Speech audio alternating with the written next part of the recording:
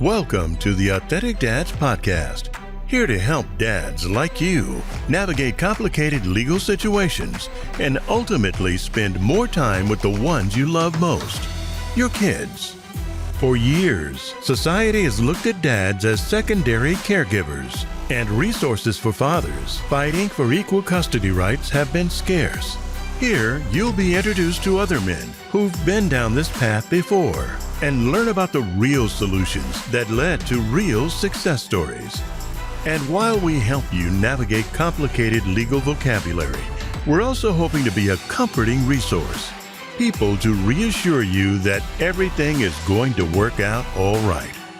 Now, your hosts of the Authentic Dads Podcast, Junior and Art. So, Junior, let's talk about those days when you were 22,000 in a hole. What did it feel like? And what were some of the things you had to do to come up out of that, to get where you at today, 22,000? What did it feel like? Not a good feeling. Nobody want to know that they owe $22,000 to the government. It was rough. It was very rough. The reason why it was rough on me, it was rough on my wife. I had to be grinding very, very, very hard to get that money, man. What job you had? Where was you at during that time when you got hit with that? I was doing security in the city, and I was living in Long Island, and it put a little pressure on my relationship a little bit with my wife because, you know, the nightlife is not easy because I'm out all night and my wife got to work in the day. So it was crazy that I'll work all night, come home. When I'm coming home, she's going to work. And it kind of bring a little, little beef here and there, arguments here and there with my job. But once again, I had to pay my child support. How many hours you were doing? What it looked like? Why she felt that way? I was crazy because it was like graveyard night. You know what I mean? 7 days a week? Or what? 12, 13 hours? What, 16-hour days? 7 days a week. And I will go in like 9 in the evening, and I won't walk back in the house minutes to 8. 8 in the morning? 8 in the morning. Because what will happen, I will work so many hours that on the way back home, I will got to pull in the corner and just take a little nap because I drive back from the city to Long Island. It was crazy. I remember those nights you used to call me, bro, just to try to stay up at night to get home. And then what was crazy is that I will work, and then I will got to drive all the way to Yonkers, New York to pay my child support. You know? You had to go to the office? I had to go to the office. For every payment? For every payment, because I had a kind of... So I tried to figure out a way how I can pay them not every week, every 2 weeks, sometimes once a month. Try to finagle the system.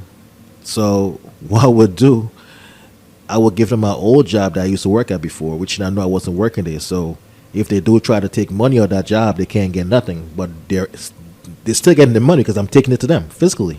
Yeah. You know what I mean? So I would take 1 week here, space it out. The next week here, space it out. Sometimes I was even skip a month, just because, once again, I had to survive with the job. I'm paying the child support. Family. I had a family. I had bills at home, so I had to finagle it. The government don't care what you got to do to get them their money. They just know they want their money. And, what I mean? At any point, were they willing to show you where you could get other jobs, other monies? Nah. All they want to hear that you're working, And, I mean, if I had pushed it and asked for help from them to drop the payment, but you know what? In my head, the faster, I pay it off, the faster is better for me. And what was crazy, that tax time when I will file with my wife, they will take the money, and I feel very bad. Yeah, I feel very bad because she don't deserve this, And I was even trying to tell them that, this is just me. Just take my money, not her money. But, once you're married, everything is one. It's a whole. So that was one of the downfall that, we used to argue a lot because she didn't deserve that, you know what I mean?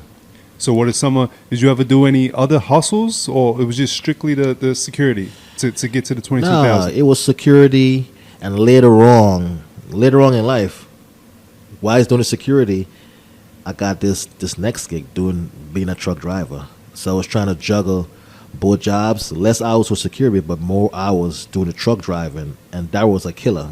But that's what helped me to pay off my child support. You know what I mean? It wasn't easy, man. It wasn't easy. And anybody need help, I'll show them. I'll show them step by step the way how I did it. You know what I mean? It's not hard.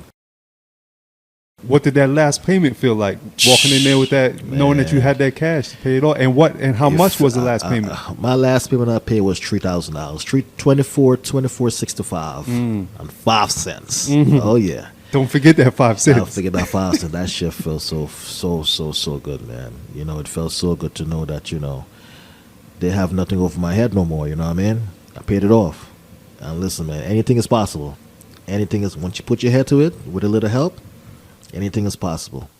How'd you sit down and go over the numbers and all that? You would just work and you knew exactly. I know you were saying that you had to stretch out payments, or you were trying to finagle and do this and that. Yeah. How did when you got your checks? How much did you know that you could put towards that? So it depends. Well, the reason how I know, because with some of my bills, I try to calculate some of my bills and try to put that in my bills. So But did you put that first, or if I have extra, I give to them? No. Who was first, child support or the bills? No, so I break it up into pieces. Everybody get a piece of pie. Okay. Even pieces? Everybody, not even pieces. Everybody get a piece of the pie, but child support get more of the pie. Oh, all right. You know what I mean? I'm bad with math, but when it came to that, I figured it out. I had to figure it out. Of course, especially when you're under that pressure. So the pressure was real. The pressure was real. So tell us. I remember, I think you brought to my attention that at one point they were about to suspend your license. Remember you called me and told me that? Yeah, that's when I didn't know I was on child support. Oh, that was from the beginning stages. Yeah, and that was a tough one, because now I got a letter stating that I owe $22,000 and I gotta pay. I think it was $5,000 or $10,000 if I don't pay it ASAP, by a certain upfront. time. Yeah, upfront they will straight suspend. With my job. Were you my license, truck driving in, or it was still the security? No, it was my security, but that's how I get from Long Island. Oh yeah, to the city. The I drive drive every day, and I need that. Yeah, you know what I mean. So even if you didn't have that money, you had to find that money. Yeah, they don't care. They don't care about your problems. Yeah, the government don't care about your problems. All they care about is their money. When you owe them, they want their money. Yeah. Were there any times where you had to ask wifey to come up with money to help you? I sure did. And she, that's my right hand, man. That's my backbone right there. She always got my back. You know what I mean? What about family? Did it ever fall on them? Where you had to hit your pops, moms, anybody like, yo? Well, not really so much, as a man, the urge to ask your pops and, your parents for money is like, it's a bad feeling, it's a bad taste in your mouth. Yeah. You know what I mean? Yeah, a lot of us can't do that. Yeah, it's a bad taste. Once you move out as a man, there's no reason to go home and ask your pops, your parents for anything, unless it's something really, really. This is big though. This is $22,000 in the hope out of nowhere on top of what you already had. So, but hey, once again, this might be that time that you could have went like, yo, pops, I never asked you for anything in the world, but today, you're right. But spare me $100. But you know what? It's that pride, man. I guess the male pride. It's that male pride. It's that male pride. That pride don't get you nowhere in life, though. For sure. Real talk. It won't get you nowhere in life, man. You know what I mean? If somebody can help you, man, take that help, man. Take my advice. Take that damn help. Yeah. I wish I, thinking back about it right now, I wish I had more help. Yeah. You know what I mean? This has been the Authentic Dads Podcast, helping dads navigate complicated legal jargon to spend more time with their kids.